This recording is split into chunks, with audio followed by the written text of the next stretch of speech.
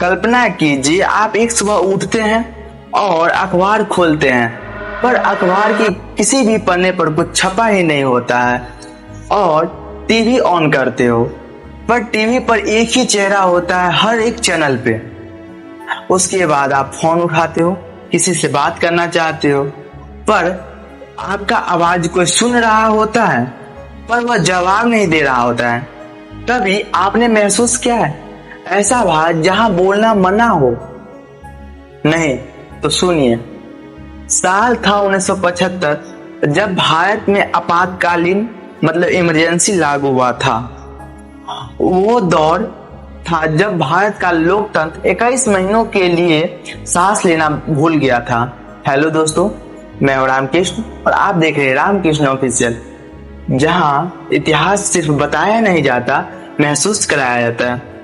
अगर आप भी इस चैनल पर नए हैं तो चैनल को सब्सक्राइब कर लीजिए और वीडियो पसंद आए तो लाइक जरूर कीजिएगा।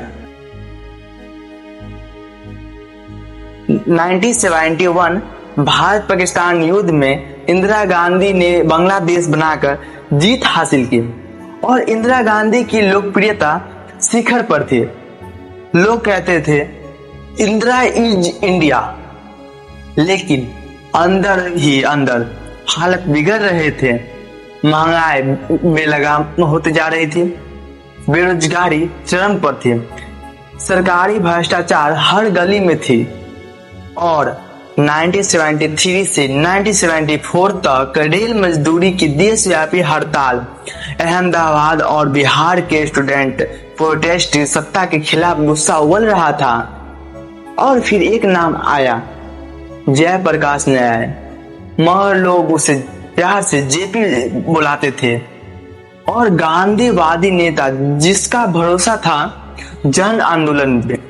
उन्होंने पटना से आवाज लगाई, संपूर्ण क्रांति अब नारा नहीं, संघर्ष का धर्म है। यह आंदोलन सिर्फ सत्ता बदलने का नहीं था, यह व्यवस्था बदलने की पुकार थी। छात्र, महिलाएं, किसान सब खड़े हो गए जेपी जी के साथ।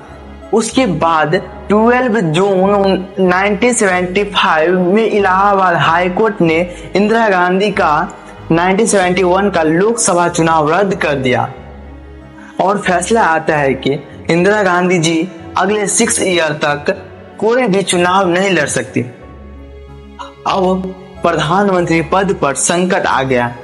एक नेता जो खुद को देश समझती थी, पर अब इंदिरा गांधी जी सत्ता से बाहर होने वाली थी।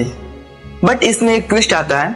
25 जून की रात राष्ट्रपति भवन में एक दस्तखत होती है। फिर 26 जून के सुबह में ऑल इंडिया रेडियो पर सिर्फ एक ही अनाउंस होती है। भाइयों और बहनों, राष्ट्रपति जी ने आपातकाल की घोषणा की है। इससे आतंकित होने का कोई कारण नहीं है। आप सभी गहरे और व्यापक षड्यंत्र से अवगत होंगे जो उस समय से रचा जा रहा है। देश में 21 महीनों के लिए इमरजेंसी लागू किया गया है। इमरजेंसी के बारे में जानते हैं और यह क्यों लगाया जाता है। इमरजेंसी यानी आपातकाल, ये आर्टिकल 352 के अंतर्गत आता है। ये तब लगाया जाता है जब देश किसी बड़े खतरे में होता है, जैसे युद्ध, विदेशी हमला, देश के अंदर सशस्त्र विद्रोह, राज्य सरकार ठीक से काम न करे, या देश की आर्थिक स्थिति इतनी बिगड़ जाए कि केंद्र को कंट्रोल लेना पड़े। पर सवाल यह है कि जब इमरजेंसी लगती है तो होता क्या है? तो सुनिए, इसमें जनता की आजादी छीन ली जाती है। जैसे बोलने, लिखने और विरोध करने की आजादी नहीं होती है। मीडिया पर सेंसरशिप लग जाती है। प्रेस वही छाप सकता है जो सरकार कहेगी, और इसमें किसी को भी गिरफ्तार किया जा सकता है बिना वारंटी, बिना वजह, और वो चुनाव को भी टाल सकती है। राज्य सरकार को हटाई जा सकती है और पूरा कंट्रोल केंद्र सरकार के पास जाती है। चलिए अपने टॉपिक पर आते हैं। इमरजेंसी लगने के उस दिन से विरोध करने वाले प्रेस पर सेंसर और नेता गिरफ्तार, फंडामेंटल राइट सस्पेंड और देश में तानाशाह की चुप्पी फैल गई। एक नेता का डर पूरा देश का डर बन गया। उस समय जो हुआ उसे सुनकर आज रूह कांपने लगती है। 1 लाख से ज्यादा लोगों को जेल में डाल दिया गया, बिना मुकदमा, बिना सुनवाई। जो कुछ भी सरकार के खिलाफ लिखा गया वो कभी छपा ही नहीं। और तब आया एक नया नाम, संजय गांधी, इंदिरा गांधी जी के बेटे, जिसके पास न तो राजनीतिक पद था लेकिन आदेश वही दे रहा था। उनकी अगुवाई में चल रही नसबंदी अभियान मजबूरी में लोगों को पकड़कर ऑपरेशन कराए गए। अक्सर लोगों के उनकी मर्जी के बिना ये सब जनसंख्या नियंत्रण के नाम पर हो रहा था। इमरजेंसी में सबसे बड़ा झटका तब लगा जब सुप्रीम कोर्ट ने कहा आपातकाल के दौरान नागरिकों के जीवन और स्वतंत्रता का अधिकार नहीं है। मतलब अगर सरकार चाहती है तो किसी को भी गायब कर सकती है बिना किसी जवाबदेही के। ये था वो दौर जब संविधान किताबों तक ही सीमित हो गया था। बट हर ताले के पीछे एक चाबी होती है, हर डर के पीछे एक दीवाना होता है जो डरता नहीं है।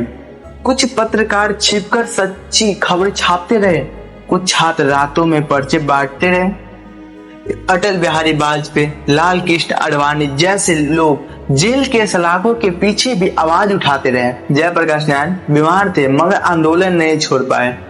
ये आवाज धीरे धीरे एक ज्वालामुखी बन गई। जनवरी 1977 में फिर एक चौंकाने वाली खबर आती है। अचानक इंदिरा गांधी जी ने अनाउंस किया देश में चुनाव होंगे। शायद उन्हें लगा कि अभी लोग उनके साथ हैं, लेकिन जब मार्च 1977 में वोट होती है और जब वोटिंग रिजल्ट आती है तो लोगों ने इतिहास लिख दिया और उसमें जनता पार्टी की जीत होती है।